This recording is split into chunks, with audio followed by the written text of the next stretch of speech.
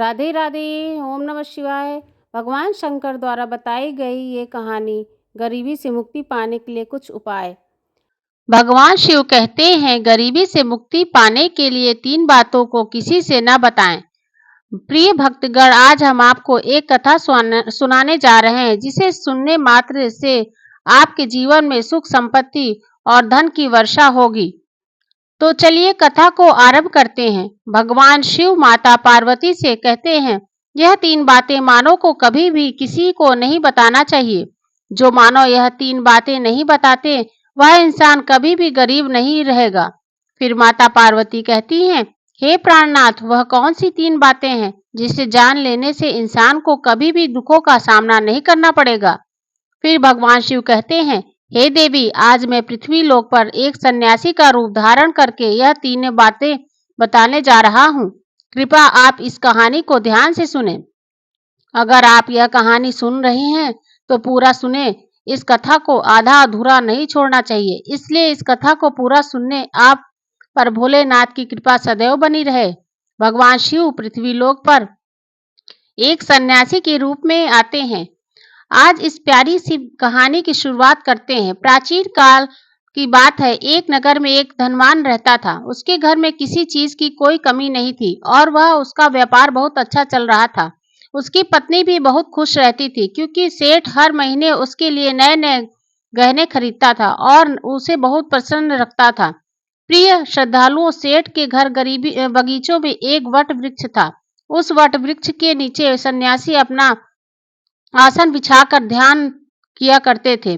सेठ और सेठानी दोनों सन्यासी की बहुत सेवा करते थे और उसकी देखभाल करते थे, क्योंकि वह सन्यासी कई सालों से वट वृक्ष में रहते रहे।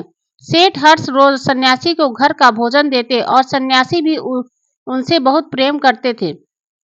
भगवान शिव जी सन्यासी थे। वह बहुत ही खुश थे क्योंकि उन्हें किसी चीज के लिए कहीं और नहीं जाना पड़ता था।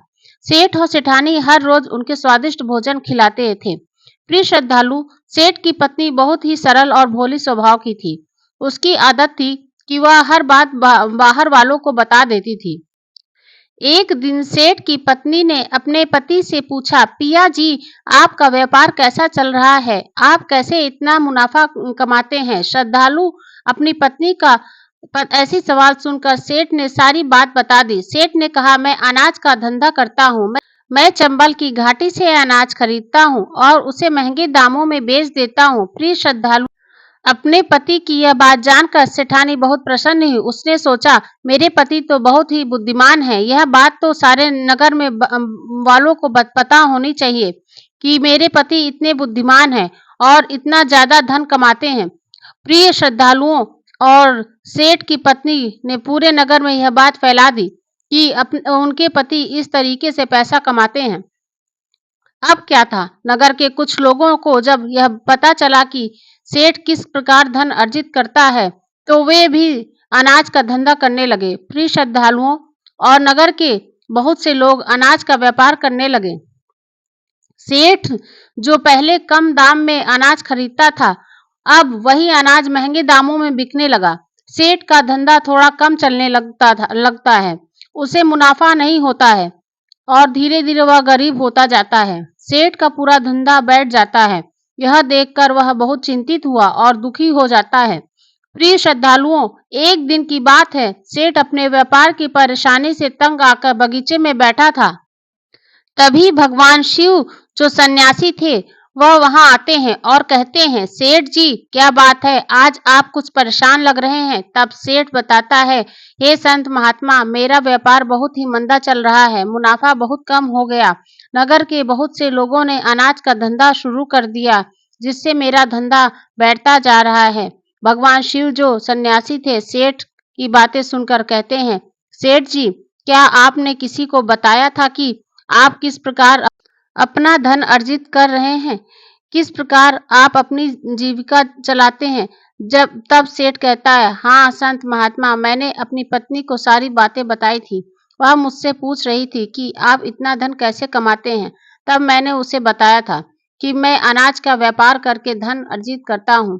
प्रिय श्रद्धालुओं, और सन्यासी को सारी बात समझ में आ जाती है। सन्यासी कहते हैं, सेठ जी, आपने बहुत बड़ी गलती कर दी है। आपको सेठानी जी से यह बातें नहीं कहनी चाहिए थी। आज मैं आपको एक कहानी सुनाता हूँ और इस कहानी के माध्यम से बताऊंगा कि चाहे कितनी भी करीबी इंसान हो, यह 3 बातें कभी किसी को नहीं बतानी चाहिए। इससे गरीबी आपके आसपास भी नहीं भटकेगी। प्रिय श्रद्धालु, अब सन्यासी जो भगवान शिव कहते थे, वह अपनी कहानी प्रारंभ करते हैं। सन्यासी कहते हैं, सेठ जी, एक समय की बात है। एक नगर में एक गरीब आदमी रहता था। वह इतना गरीब था कि अपने परिवार के लिए ठीक से भोजन भी नहीं जुटा पाता था। फिर सन्यासी कहते हैं, सेठ जी, गरीबी मनुष्य के लिए एक अपमान भरा दुख था। बिना धन के लिए घर चलाना बहुत मुश्किल था। फिर सन्यासी आगे कहते हैं, सेठ जी, वह गरीब आदमी जैसे कैसे अपने घर वालों का पेट पाल रहा था। कभी उसका भोजन मिल जाता था तो कभी भूखे पेट सो जाता पड़ना पड़ता था। एक दिन उस गरीब आदमी की पत्नी ने कहा, हमारे पास तो धन ही नहीं है। सुबह को खा ले तो शाम की उम्मीद नहीं है। शाम को खा लिया तो सुबह की उम्मीद नहीं। फिर ऐसे कब तक चलेगा? मैं जैसे तैसे करके घर चला लूंगी, लेकिन आप धन कमाने के लिए प्रदेश चला जाएं। इस प्रकार से हमारे परिवार का गुजारा नहीं चलेगा। मनुष्य के पास चाहे कितना ही धन हो, लेकिन अगर उसके पास कोई काम नहीं तो वह बेकार होता है। अगर कुछ नहीं करेंगे तो अपने बच्चों को कैसे पालेंगे? इससे अच्छा है कि किसी की छोटी-मोटी मजदूरी ही कर लें। अब अपनी पत्नी के बार-बार कहने पर वह गरीब आदमी एक धन कमाने की आस लेकर घर से निकल पड़ा। वह जंगलों के रास्ते से प्रदेश के लिए रवाना हुआ। चलते-चलते वह जंगल के में पहुंच गया। दूर की यात्रा तय करके जा रहा था। बेचारा थक चुका था, तो उसने देखा कि आगे एक छायादार बरगद का पेड़ है। उस पेड़ की लंबी-लंबी शाखाएं थी। उसकी जड़ें जमीन को छू रही थी। शीतल छाया देखकर वह बेचारा गरीब आदमी उस पेड़ के नीचे बैठकर आराम करने लगा। प्रिय श्रद्धालु, सन्यासी आगे कहते हैं, वह गरीब आदमी बरगद के नीचे आराम से लेटा हुआ था। तभी उसने देखा कि कहीं से एक सांप आया और वह सांप उस पेड़ पर चढ़ गया। गरीब आदमी उस सांप को गौर से देख रहा था। सोचने लगा कि यह सांप इस बरगद पर क्यों चल रहा है और अब यह क्या करेगा? तभी उसने देखा कि उस पेड़ की डाल पर तोता और मैना का घोंसला था। घोंसले में तोता और मैना के बच्चे रखे हुए थे। सांप को देखकर तोता और मैना के बच्चे डर के मारे चिल्लाने लगे। वह गरीब आदमी देखते ही समझ गया कि यह दुष्ट सांप इस बच्चों को खाने आया है। सोचने लगा कि मैंने तो इन बच्चों को देख लिया है, अगर अब मैं नहीं बचाता हूँ तो मुझे पाप लगेगा। बच्चे तो बच्चे ही होते हैं, चाहे वह इंसान के हों या किसी पक्षी के बच्चे की हमेशा रक्षा करनी चाहिए। उधर एक सर्प बच्चों के पास पहुंच जाता है। तभी वह गरीब आदमी उठता है और फटाफट बरगद के पेड़ पर चढ़ जाता है। उसने उस सांप को मार गिराया और नीचे फेंक दिया। फिर उसी बरगद के नीचे आकर लेट गया। तोता और मैना के बच्चे अपनी रक्षा करने वाले उस गरीब आदमी को मन ही मन बहुत दुआएं देने लगे। श्रद्धालुओं, इस समय तोता और मैना अपने बच्चों के पास आते हैं। अपने माता पिता को पास आया देख तोता और मैना के बच्चे बहुत खुश होते हैं और उन्हें पूरी घटना बताते हैं कि आज इस वृक्ष के नीचे जो इंसान लेटा है वह हमारे देवदूत बनकर आया है। हमें खाने के लिए एक भयंकर सर्प आया था। इसी इंसान ने उस भयंकर सर्प को मारकर हमारे प्राण बचाए हैं। हम इनके ऋणी हो गए हैं। अगर यह इंसान उस सर्प को नहीं मारता तो आज हम घोंसले में जीवित नहीं होते। इसका हम पर बड़ा एहसान हो गया है। अपने बच्चों के मुख से उस मुसाफिर की प्रशंसा सुनकर तोता और मैना बहुत खुश होते हैं। तोता और मैना उस गरीब आदमी के पास पहुंच जाते हैं और कहते हैं, मनुष्य, तुमने आज हमारे बच्चों की जान बचाकर हमें अपना ऋणी बना लिया है। आप कौन हो और कहाँ जा रहे हो? तोता और मैना के पूछने पर गरीब आदमी कहता है, पक्षियों में एक गरीब आदमी हूँ और धन कमाने के लिए प्रदेश जा रहा था। सफर का थका हारा था तो इस बरगद की छाया में बैठकर आराम करने लगा। तब मैंने देखा कि एक दुष्ट सर्प तुम्हारे बच्चों को खाने के लिए तुम्हारे घोंसले के पास जा रहा था। मैंने उसे मार डाला। फिर तोता और मैना बोले, भाई तुमने हम पर बहुत बड़ा उपकार किया है। संसार में सबसे बड़ी खुशी बच्चों से होती है। बच्चों से अधिक प्रिय तो किसी को कोई नहीं होता। आप भी तो धन कमाने के लिए बच्चों के लिए ही जा रहे हैं। अब आपने हमारे बच्चों की जान बचाई तो हम आपके बच्चों की भूख मिटाना चाहते हैं।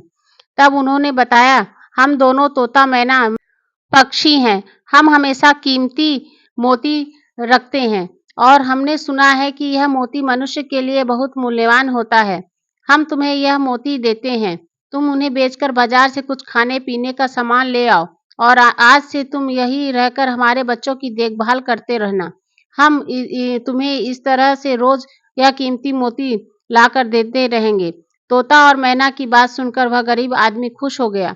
सोचता है कि अगर हमें यही धन मिलेगा तो हम बाहर क्यों जाएंगे।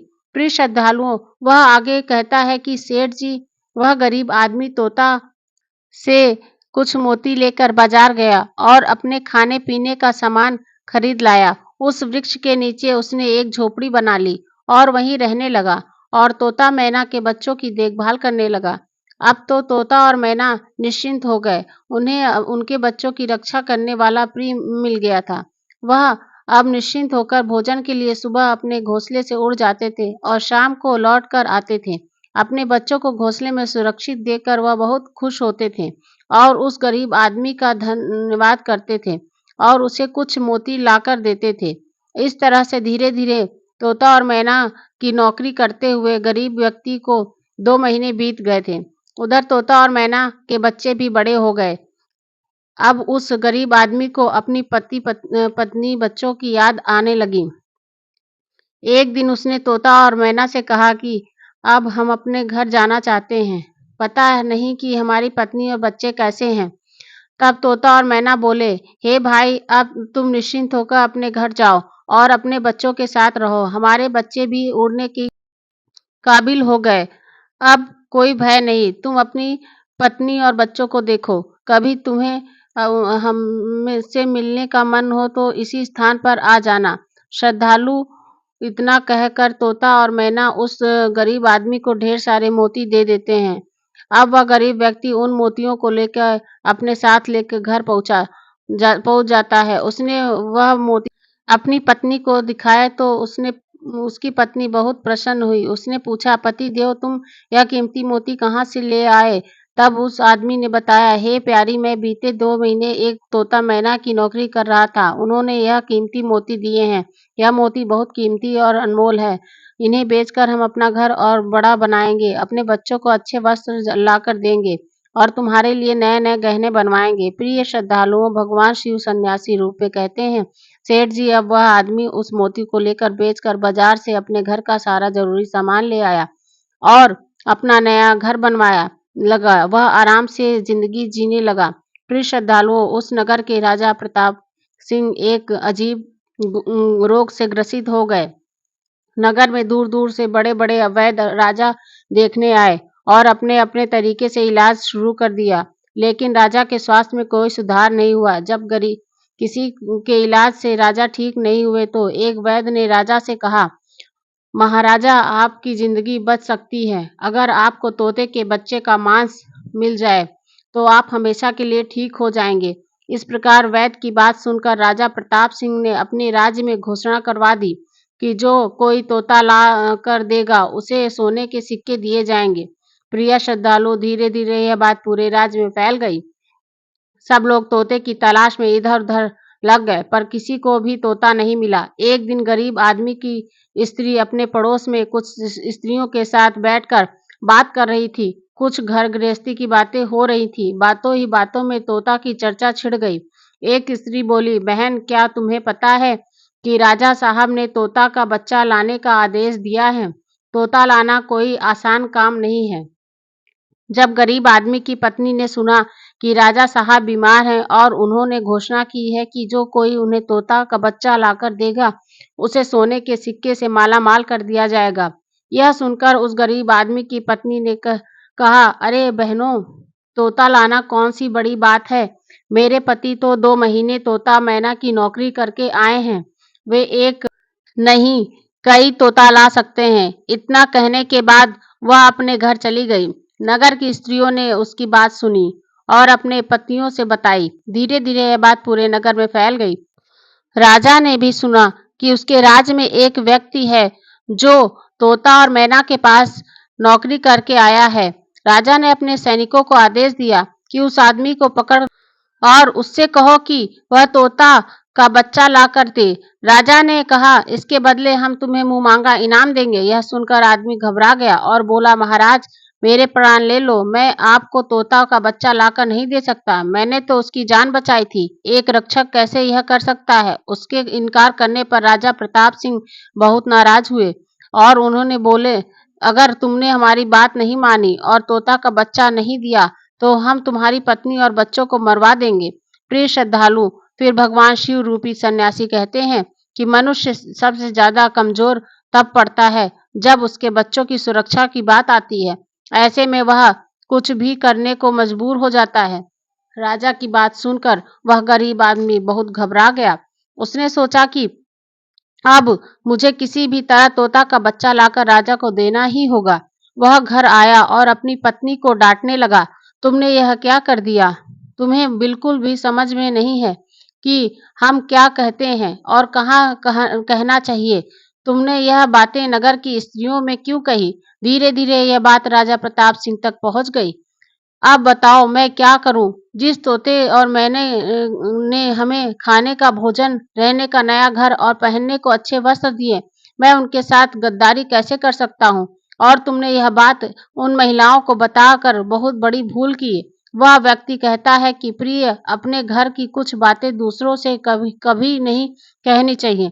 पहली बातें, आपके घर में कितना धन है और आपकी कमाई का स्रोत क्या है, यह बातें दूसरों को कभी नहीं बतानी चाहिए। दूसरी बातें, घर में आपसी प्रेम की बातें, पति पत्नी के प्रेम की बात बाहर वालों के सामने नहीं करनी चाहिए। तीसरी बात, आप अपनी लड़ाई झगड़ा, मतभेद, मान अपमान की बातें कभी दूसरों के सामने नहीं करनी चाहिए, वरना लोग हमारी गुप्त बातें जानकर हमारे कमजोरी का समझ कर हमारा फायदा उठाते हैं। चौथी बात, अपनी कमजोरी दूसरों के सामने न बताएं और अपनी उन्नति का राज किसी को न बताएं। जिस बातों को कहने से आपके परिवार में दुख आ सकता है, वह बातें कभी बाहर नहीं करनी चाहिए। खासकर उन बातों को अपने स्त्री से न कहें जिन बातों से घर की मान प्रतिष्ठा नष्ट होती है, परिवार पर संकट आता है, किसी की जान जाती है, परिवार में फूट आती है या आपके रिश्ते खराब होते हैं, क्योंकि कहते हैं कि स्त्री के पेट में इस तरह की बातें पचती नहीं। अब वह गरीब आदमी बोला, प्रिय, तुम्हारी यह गलती आज हमारे परिवार को मौत के मुंह में डाल रखी है।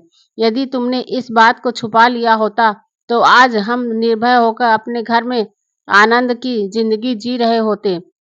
अब राजा की आज्ञा है कि तोता का बच्चा लाकर राजा को दे देना पड़ेगा, लेकिन ऐसा करने में मैं पापी कहलाऊंगा। जिस बच्चों की मैंने इतने दिन से देखभाल की, जिन्हें अब मैंने मरने से बचाया, अब मैं उन्हें इस किस प्रकार मौत के मुंह डाल कर सकता हूँ?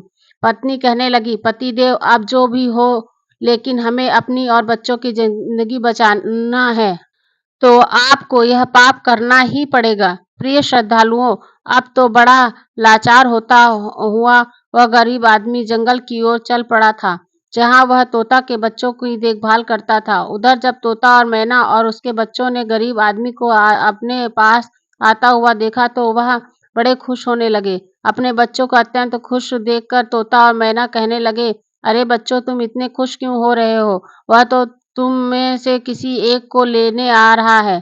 तुम में से कौन है जो आज उसके पास जाकर उसकी और उसके बच्चों की जान बचाएगा?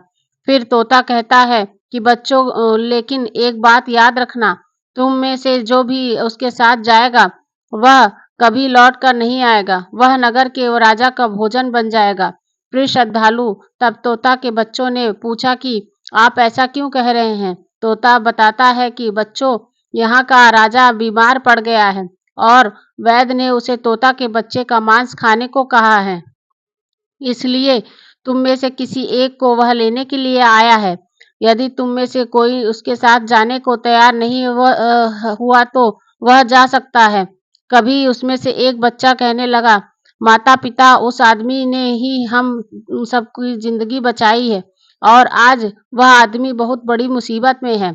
ऐसे में हमें भी उसकी मदद करनी चाहिए, चाहे हमारी जान ही क्यों न चली जाए, लेकिन हम उसके सामने ज़रूर जाएँगे। उधर वह आदमी उस बरगद के वृक्ष के नीचे आता है और तोता मैना से अपना दुःख बताता है। तब तोता मैना कहते हैं, हे भाई, तुम चिंता न करो, हमारे बच्चे तुम्हारे साथ जाने के लिए तैयार हैं। तुम इनमें से किसी एक को ले जाओ। श्रद्धालु अब गरीब आदमी उनमें से एक तोता के बच्चों को लेकर लौट जाता है और उस राजा को ले जाकर दे देता है। राजा उस तोते के बच्चों को एक पिंजरे में बंद करता है और अपने नौकर को रखने के लिए कहता है। राजा कहता है कि हम इसे सुबह निकालेंगे और इसके मांस को खा जाएंगे। प्रिय श्रद्धालुओं, अब यह क्या होता है कि राजा प्रताप सिंह का एक बेटा था जो पशु पक्षियों से बहुत प्रेम करता था। उसे यह नहीं पता था कि यह तोता उसके पिता की खाने के लिए आया है। वह अपने मित्रों के साथ उसी जगह खेल रहा था जहाँ तोते का बच्चा पिंजरे में कैद था। राजकुमार ने जब एक सुंदर तोता को पिंजरे में बंद देखा तो वह उसके साथ खेलने लगा। तभी राजकुमार एक मित्र कहता है, मित्र, तुम इस पक्षी को बाहर निकालो। यह कितना सुंदर तोता है, पिंजरे में इसका रहना बिल्कुल सही नहीं है। हम इसे आजाद कर देते हैं। अपने मित्र की बात सुनने के बाद राजकुमार ने उस तोते के बच्चे को पिंजरे से बाहर निकाल देता है। जैसे ही वह पिंजरा खोला तो तोता का बच्चा आकाश में उड़ जाता है। धीरे धीरे यह बात राजा तक पहुंची कि आपके राजकुमार ने उसी तोते को छोड़ दिया। अब आपके प्राण बचाना बहुत ही मुश्किल है। यह सुनकर राजा को बहुत गुस्सा आया। उन्होंने तुरंत राजकुमार को बुलाया और गुस्से से कहा, अरे नादान पुत्र, तूने उस तोते के बच्चों को क्यों छोड़ दिया? राजकुमार बहुत घबराया गया और बोला, पिताजी, मुझे क्या पता था कि वह उड़ जाएगा। मैं तो उसके साथ खेलना चाहता था। अपने पुत्र की बात सुनकर राजा और भी गुस्सा आया। उन्होंने उसे नगर से निकालने का आदेश दे दिया। प्रिय श्रद्धालुओं, अब राजा के सैनिक राजकुमार को नगर की सीमा से बाहर छोड़ देते हैं। उधर वह तोते का बच्चा अपने माता पिता के पास पहुंचता है और उन्हें सारी बात बताता है कि राजा के बेटे ने उसे आजाद कर दिया। तोता और मैना ने जब अपने बच्चों को देखा तो कहा, पुत्र, राजा के बेटे ने तुम्हें तो आजाद कर दिया, लेकिन वह खुद संकट में फंस गया। उसके दुष्ट पिता ने उसे नगर से बाहर निकाल दिया। अब उसकी जिंदगी की जिम्मेदारी तुम्हारे ऊपर है। तुम जाओ और उसकी मदद करो।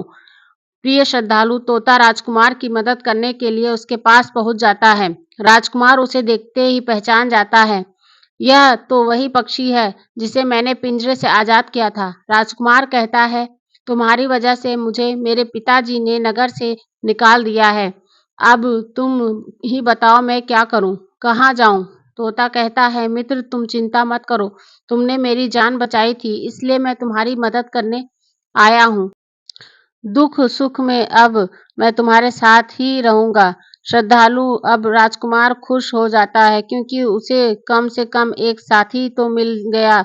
अब तोता और राजकुमार दोनों एक दूसरे नगर में घूमने लगे। चलते चलते भी दोनों एक सुंदर बगीचे में पहुंच जाते हैं। इस बगीचे में वहां के राजा की पुत्री भी अपनी सहेलियों के साथ घूमने आया करती थी। उस राज्य के राजा की कन्या का नाम रूपमती था। राजकुमारी रूपमती बहुत ही सुंदर थी और उसकी खूबसूरती की चर्चा पूरे नगर में होती थी। राजकुमार और तोता उस बगीचे में बैठे हुए थे। तभी वहां राजा की कन्या रूपमती अपनी सहेलियों के साथ बगीचे में घूमने आती है। राजकुमारी को देखकर राजकुमार वृक्ष के पीछे छुप जाता है और तोता राजकुमारी के सामने पहुंच जाता है। राजकुमारी उस सुंदर तोता को देखकर मोहित हो जाती है। वह उसे पकड़ना चाहती है, लेकिन तोता उसकी पकड़ में नहीं आता। यहाँ राजकुमार राजकुमारी रूपमती की सुंदरता पर मोहित हो जाता है। प्रिय श्रद्धालु, कुछ समय बगीचे में टहलने के बाद राजकुमारी अपने महल में लौट जाती है। राजकुमार पूरी तरह से राजकुमारी पर मोहित हो गया था। अब तो उसे एक पल भी अच्छा नहीं लग रहा था। तब तोता ने कहा, मित्र, तुम चिंता मत करो। तुम जिसे चाहने लगे हो, मैं उसे मिलवा दूंगा। राजकुमार बोला, मित्र, तुम मुझे किसी भी तरह उसे राजकुमारी से मिलवा दो। मैं उसके बीच बिना अब नहीं रह पाऊंगा। तोता बोला, मित्र, तुम मुझ पर भरोसा रखो। मैं पता लगा कर आता हूँ कि राजकुमारी कहाँ रहती है। और तुम उसे कैसे मिल सकते हो? प्रिय श्रद्धालुओं, अब तोता राजकुमारी रूपमती के पास जाता है। राजकुमारी के महल में चारों तरफ सैनिक तैनात थे, लेकिन तोता उड़कर ऊपर पहुंच जाता है और जाकर राजकुमारी की कक्ष के बाहर बैठ जाता है। तोता वहां से सब नजारा देख रहा था और सारी बात आकर राजकुमार को बताता है कि महल में जाकर राजकुमारी से मिलना बहुत मुश्किल है। तोता कहता है, तुम एक काम करो, अपना रुमाल मुझे दे दो, मैं तुम्हारा रुमाल आज राजकुमारी के पास पहुंचा दूंगा और उसकी चुनरी ले आऊंगा। प्रिय श्रद्धालु, अब रात में तोता राजकुमार का रुमाल लेकर राजकुमारी के पास रख आता है और राजकुमारी की चुनरी साथ ले जाता है। सुबह जब राजकुमारी रूपमती जागती है तो देखती है कि उसकी चुनरी गायब है और उसके पास कमल रखा हुआ है। राजकुमारी तुरंत समझ जाती है कि रात में कोई पुरुष उसके कक्ष में आया था। उसने देखा कि उसकी चुनरी गायब है, उसकी जगह किसी पुरुष का रुमाल रखा हुआ है। राजकुमारी बहुत व्याकुल हो जाती है और अपने सिपाहियों को सावधान कर देती है। वह सिपाहियों से पूछती है कि रात में उसके पास कौन आया था, लेकिन किसी के पास कोई जवाब नहीं होता और वह राजकुमारी के कक्ष की सुरक्षा और बढ़ा दी जाती है। प्रिय श्रद्धालु, रात में फिर से तोता राजकुमारी की कक्ष में जाता है और अपने मित्र द्वारा लिखी हुई चिट्ठी की राजकुमारी के पास रख जाता है। अगले दिन जब राजकुमारी जागती है और चिट्ठी पढ़ती है तो उसने लिखा होता है कि राजकुमारी, मैंने जब से तुम्हें देखा है तब से मैं तुम्हारा हो गया हूँ। मैं तुमसे विवाह करना चाहता हूँ।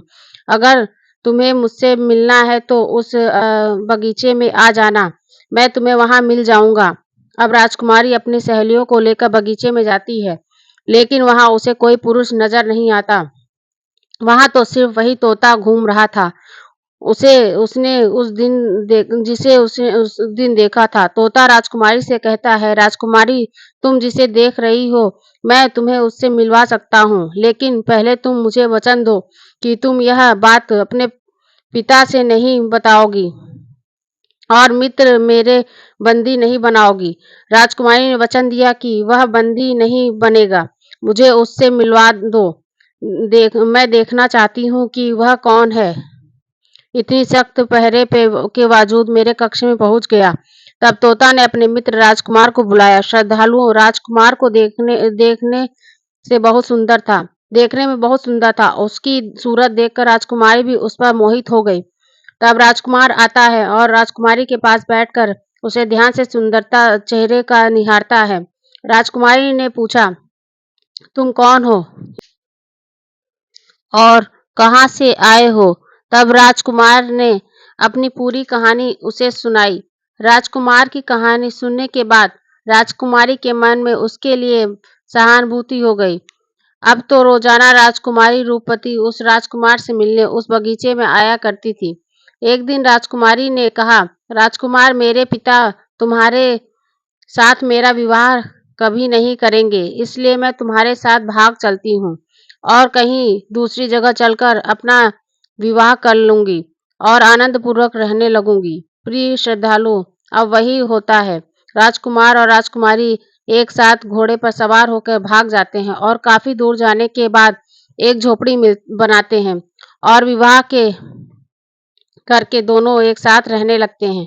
दोनों को रहते रहते बहुत समय बीत जाता है और वह तोता भी उन्हीं के साथ रहता है। प्रिय श्रद्धालुओं, भगवान शिव रूपी सन्यासी कहते हैं, सेठ जी, उस राजकुमारी की झोपड़ी में किसी तरह से आग लग जाती है और उसी आग को बुझाने के चक्कर में उस तोता का एक पंख जल जाता है।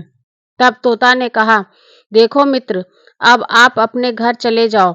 अब आपके पिता का गुस्सा भी शांत हो चुका होगा। अब आपके पिता आपसे कुछ नहीं कहेंगे। जब वह आपको अपने बहू के साथ देखेंगे तो वह आपको माफ कर देंगे। मेरा तो एक पंख जल गया है, मैं उड़ नहीं सकता, इसलिए मैं कुछ दिन तक यहीं रह के अपने पंख होने का इंतजार करता हूँ।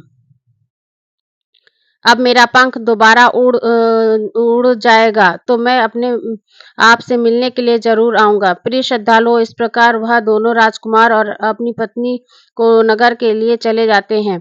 चलते चलते रास्ते में एक नदी पड़ती है। उस नदी पर नाविक नाव चलाता था। राजकुमार अपनी पत्नी को लेकर नाव पे बैठ जाता है।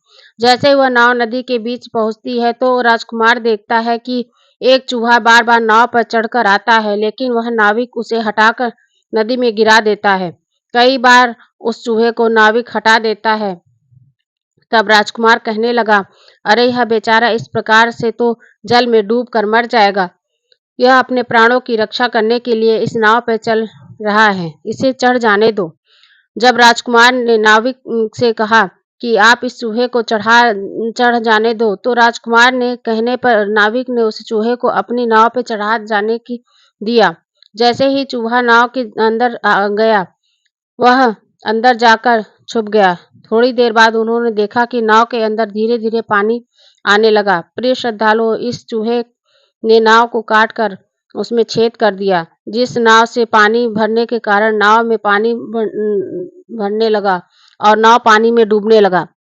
धीरे-धीरे जब नाव पूरी तरह डूब गई, तो उस समय राजकुमारी और राजकुमार पानी में बहने लगे। पानी के बहने के कारण राजकुमार बहुत दूर पहुंच गए और राजकुमारी भी उसी पानी में बहती हुई राजा के बगीचे में जा पहुंची। बगीचे में रहने वाला माली जब राजकुमारी को बेहोश अवस्था में नदी के किनारे पड़ा देखता है, तो वह जाकर राजा को यह खबर देता है।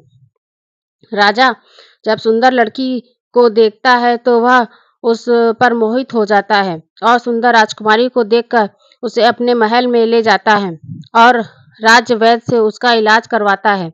श्रद्धालुओं, कुछ दिन बीतने के बाद जब राजकुमारी ठीक हो जाती है तो एक दिन वह देखती है कि राजा उसके करीब खड़ा है। राजा ने पहले ही राजकुमारी रूपवती के चेहरे पर निहार रखा था।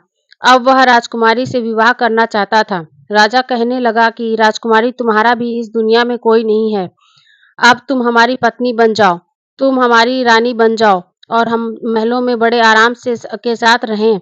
प्रिय श्रद्धालु, राजकुमारी रूपवती बहुत ही बुद्धिमान थी। उसने अपने मन में विचार किया कि यदि वह इस समय राजा को विवाह करने से मना करती है तो वो राजा उसके साथ जबरदस्ती करेगा। इसलिए उसने राजा से कुछ दिनों के लिए समय मांग लिया। रूपवती बोली, राजा साहब, थोड़े दिन ठहर जाओ, उसके बाद मैं तुमसे विवाह कर लूंगी। अब वह इस राजा के महल में रहने लगी और गरीब असहाय लोगों का भोजन करवाने लगी। श्रद्धालुओं, उधर इधर क्या होता है, उसका जो भी पति था, राजकुमार जो भी पानी बह गया था, वह बेचारा मुसीबत का मारा उधर इधर घूमता हुआ उसी जगह पर भोजन की तलाश में पहुंच जाता है, जहां राजकुमारी गरीबों को भोजन कराती हैं। वहीं राजकुमार भी पहुंच गया। राजकुमारी ने उसे देखते ही पहचान लिया और उसकी आंखों में आंसू आ गए। राजकुमारी ने राजकुमार को एकांत में बुलाया और सारी बात बताया। उसने कहा कि हे स्वामी, आप यहाँ आराम से रहिए और इसी राजा की नौकरी कीजिए। अब हमें मौका मिलेगा तब हम यहाँ से भाग चलेंगे। श्रद्धालुओं, राजकुमार की बात से सहमत हो गया और राजा का नौकर बनकर महल में रहने लगा। वह राजकुमारी रूपवती की सहायता करने लगा और गरीबों को भोजन परोसने लगा। लेकिन राजा को यह नहीं पता था कि राजकुमार उसका पति है। राजा तो उसे अपना नौकर समझता था। प्रिय श्रद्धालुओं, इस प्रकार राजकुमारी रूपवती राजकुमार के साथ पक्षियों को दाना चुंगाती थी। एक दिन वही तोता राजकुमारी के यहाँ दाना चुगने आया। अब उसके नए पंख निकल गए थे। जब उसने दाना चुंगा तो राजकुमारी को पहचान लिया। राजकुमारी ने तोता को देखा तो उसकी आंखों में आंसू झलक आए। उन्होंने तोता को पूरी कहानी सुनाई कि इस प्रकार से यहाँ फंस चुके हैं और राजा को भी नहीं पता कि वह मेरा पति, हम लोग पति पत्नी हैं। तब तोता कहने लगा, हे राजकुमार, आप चिंता मत करो। आज रात राजा की सभी सैनिक सो जाएंगे, तब हम तुम्हें यहाँ से निकाल कर तुम्हारे पिता के घर पहुँचा देंगे। प्रिय श्रद्धालुओं, वही हुआ जो होना था। जब रात होती है तो राजा के सभी सिपाही गहरी नींद में सो जाते हैं। जब कभी सैनिक सो गए तो उस समय राजकुमारी और राजकुमार महल से निकल पड़े। रात के अंधेरे में वह राजकुमार अपने पिता प्रताप सिंह के राज्य में पहुंच गया। राजकुमार अपनी पत्नी को साथ लेकर अपने पिता के पास पहुंचा। उन्हें देखकर राजकुमार का पिता बहुत प्रसन्न हुआ। उसे अपनी करनी पर पश्चाताप हुआ कि उसने अपने पुत्र को नगर से निकालकर बहुत ही बुरा किया। वह बार-बार अपने पुत्र से क्षमा माँगता रहा और राजकुमार से बताया कि पिताजी मेरी रक्षा इस तोते ने की है, जिसे आप मार कर खाना चाहते हैं। मेरे प्राण बचाए हैं और मुझे शत्रुओं से छुटकारा दिलाया है। राजकुमार के मुख से तोते की बात सुनकर राजा बहुत प्रसन्न हुआ और उसी दिन से राजा ने प्रण लिया कि आज से हमारे राज्य में कोई भी पशु-पक्षी को नहीं मारेगा और सभी लोग उसका ध्यान रखेंगे। प्रिय श्रद्धालुओं, इतनी कहानी सन्यासी सेठ को सुनाते हैं और बताते हैं कि सेठ जी इस प्रकार कुछ बातें बताने पर जीवन में घोर संकट आ सकता है, इसलिए यह बात किसी को भी ना बताना चाहिए। जैसे आपने अपनी पत्नी को बताया कि आप किस प्रकार धन अर्जित करते हैं और आप अपना व्यापार खतरे में आ गया। प्रिय श्रद्धालुओं, इस गलती का एहसास होता है और अपनी गलती को सुधारने का प्रयास करना चाहिए। श्रद्धालुओं, अगर आपको यह कहानी अच्छी लगी हो तो कृपया कमेंट्स बॉक्स में हर हर महादेव जरूर लिखें। जय श्री कृष्णा दोस्तों, आपको यह जानकारी कैसी लगी? कृपया कमेंट्स बॉक्स में ज़रूर बताएं। वीडियो पसंद आए तो लाइक कर दीजिए और ऐसी ही और भी वीडियो की जानकारी और कहानियाँ आपको सुननी है तो चैनल को सब्सक्राइब ज़रूर कीजिएगा। ओम नमः शिवाय, राधे राधे, नमस्कार, हर हर महादेव।